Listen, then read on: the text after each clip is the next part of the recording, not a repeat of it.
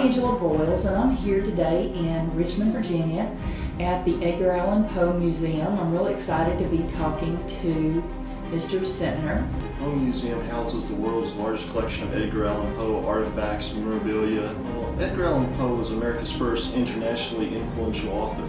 He was the inventor of the detective story, one of the first science fiction writers, and just through those two genres he had an enormous impact on world literature. But he's also best known as the master of psychological terror, and as a writer of melancholy poetry. He grew up in the home of John and Frances Allen, wealthy Southern aristocrats. Mr. Allen was a tobacco exporter. Mrs. Allen came from a planter family. So they socialized with the highest levels of Richmond society. And Poe grew up with them, but never was allowed to lose sight of his dependence on their charity. Mr. Allen was always reminding Poe that he wasn't really an Allen. He was only there out of charity. He could be cut off at any point, and eventually Edgar was. So Edgar grew up with his family, but always had aspirations of becoming a great poet, like his hero, Lord Byron, the British poet who is referred to as mad, bad, and dangerous to know. And that's who Poe wanted to be. In fact, his friends used to call him the American Byron. A few months later, he ran away from home and joined the army. And that's when he published his first book of poetry called Tamerlane. He was 18 years old, and that's one of the most valuable books in American literature now.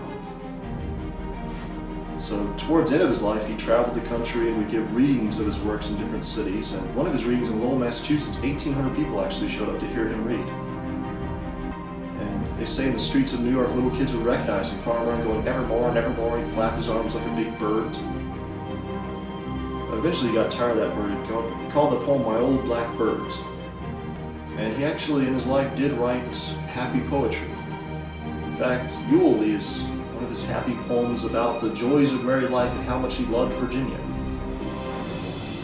But Elmira was worried. He was very sick, so he visited a doctor. And Dr. John Carter lived not far from the Poe Museum, and his advice to Poe was, "You're too sick, you shouldn't travel."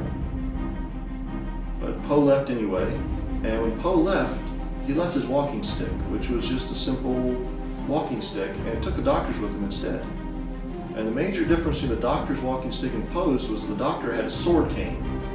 So it would have been a lot heavier as a weapon. It opened up and there's a sword inside. And we don't know why Poe would have wanted a weapon with him or why he took the doctor's walking stick, but he left very early in the morning. And then he disappeared for about 5 days.